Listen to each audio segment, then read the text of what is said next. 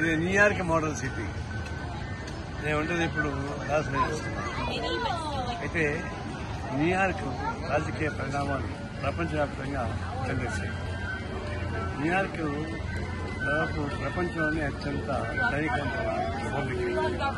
మన భారతదేశ బడ్జెట్ 55% అలాంటి ప్రాముఖ్యమైనటువంటి ఎన్నికలు.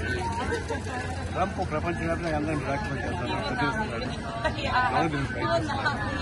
ఎంత చేసినా ఇక్కడ అమెరికాలో ఉన్నటువంటి డెమోక్రాట్ తరఫున నిలబడేటువంటి మదాని ఆయన్ని ఓడించడానికి ప్రయత్నించారు. ఈయన కమ్యూనిస్టు ఆయన ఓడించండి అని చెప్పి పదే చెప్పారు.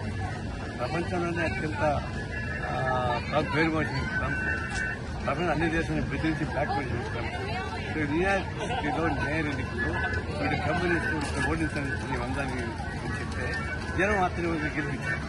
ఆయన గెలిపించడమే కాదు, ఇక్కడ 2 రాష్ట్రాల్లో కూడా రిపబ్లిక్ ఓడించి డెమోక్రసీ చేశారు. దీన్ని బట్టి కేవలం పాలకులు ప్రజాస్వామ్యం లేకపోతే ఇదే గతిపడుతుంది స్పష్టంగా చెప్పాను. ఈ ట్రంప్ని మెడలు వంచిన న్యూయార్క్ ప్రజలకి ఈ కమ్యూనిస్ట్ పార్టీ అభివృద్ధి చేస్తారు.